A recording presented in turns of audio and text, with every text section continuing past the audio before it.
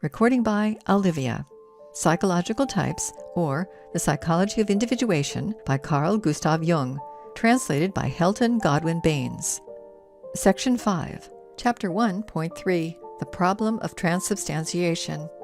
With those immense political upheavals, the collapse of the Roman Empire, and the sinking of antique civilization, these controversies lapsed likewise into oblivion.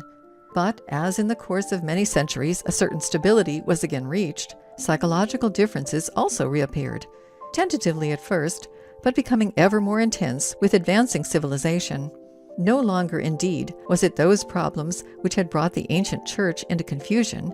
New forms had come to light, under which, however, the same psychology was concealed.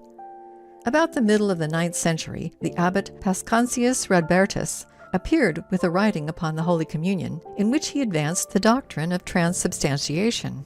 That is, the view that the wine and holy wafer became transformed in the communion into the actual blood and body of Christ. As is well known, this conception became a dogma, according to which the transformation is accomplished, vere, realiter, substantialiter, in truth, in reality, in substance. Although the accidentals preserve their outer aspect of bread and wine, they are substantially the flesh and the blood of Christ. Against this extreme concretization of a symbol, Retromnus, a monk in the same monastery in which Radbertus was abbot, dared to raise a certain opposition. Radbertus, however, found a more resolute adversary in Scotus Erigena, one of the great philosophers and daring thinkers of the early Middle Ages, who, as Hasse says in his History of the Church, stood so high and solitary above his time that the anathema of the Church reached him only after centuries. As abbot of Malmesbury, he was butchered by his own monks about the year 889. Scotus Erigena, to whom true philosophy was also true religion, was no blind follower of authority, and the once accepted, because, unlike the majority of his age, he could himself think. He set reason above authority, very unseasonably perhaps, but in a way that assured him of the recognition of the later centuries. Even the fathers of the Church, who were considered to be above discussion, he held as authorities only insofar as their writings contained treasures of human reason. Thus he also held that the communion is merely a commemoration of that Last Supper which Jesus celebrated with his disciples, a view in which the reasonable man of every age will, moreover, participate. But Scotus Erigena, although clear and humanly simple in his thoughts, and little disposed to detract from the meaning and value of the sacred ceremony, was not at one with the spirit of his time and the desires of the world around him, a fact that might indeed be inferred from his betrayal and assassination by his own comrades of the cloister. Because he could think reasonably and consistently, success did not come to him. Instead, it fell to Radbertus, who assuredly could not think, but who transubstantiated the symbolical and meaningful, making it coarse and sensuous. In so doing, he clearly chimed in with the spirit of his time, which craved for the concretizing of religious occurrences. Again, in this controversy, one can easily recognize the basic elements which we have already met with in the disputes commented upon earlier, namely the abstract standpoint that is averse from any intercourse with the concrete object, and the concretistic that is tuned to the object. Far be it from us to pronounce, from the intellectual viewpoint, a one-sided, depreciatory judgment upon Radbertus and his achievement. Although to the modern mind this dogma must appear simply absurd, we must not be misled on that account into regarding it as historically worthless. It is indeed a showpiece for every collection of human errors, but its worthlessness is not therefore eo ipso established. Before passing judgment, we must minutely investigate what this dogma affected in the religious life of those centuries, and what our age still indirectly owes to its operation.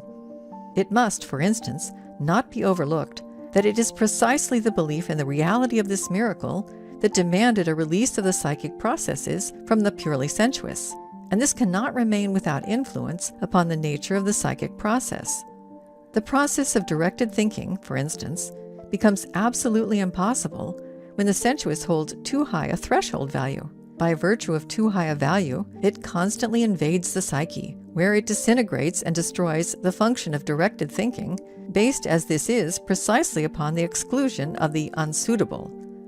From this elementary consideration, there immediately follows the practical importance of those rites and dogmas which hold their ground both from this standpoint as well as from a purely opportunist, biological way of thinking, to say nothing of the direct, specific religious impressions which came to individuals from belief in this dogma.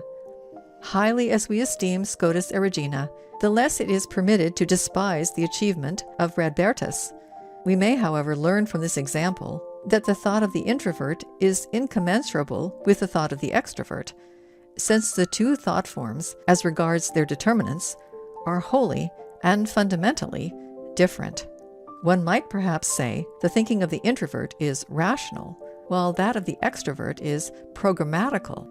These arguments, and this I wish particularly to emphasize, do not pretend to be in any way decisive with regard to the individual psychology of the two authors. What we know of Scotus Erigena, personally, it is little enough, is not sufficient to enable us to make any sure diagnosis of his type. What we do know speaks in favor of the introversion type. Of Radbertus we know next to nothing. We know only that he said something that ran counter to common human thought, but with surer feeling logic he divined what his age was prepared to accept as suitable. This fact would speak in favor of the extraversion type. We must, however, through our insufficient knowledge, suspend judgment on both personalities, since, especially with Radbertus, the matter might quite well be decided differently. Equally, might he have been an introvert, but with a level of intelligence that altogether failed to rise above the conceptions of his milieu, and with a logic so lacking in originality that it merely sufficed to draw an obvious conclusion from already prepared premises in the writings of the fathers, and vice versa. Scotus Erigena might as well have been an extrovert, if it could be shown that he was carried by a milieu which in any case was distinguished by common sense, and which felt a corresponding expression to be suitable and desirable. The latter is in no sort of way proved concerning Scotus Erigena. But on the other hand, we do know how great was the yearning of that time for the reality of the religious miracle. To this character of that age, the view of Scotus Erigena must have seemed cold and deadening, whilst the assertion of Radbertus must have been alive with a sense of promise, since it concretized what every man desired. End of section 5. Recording by Olivia.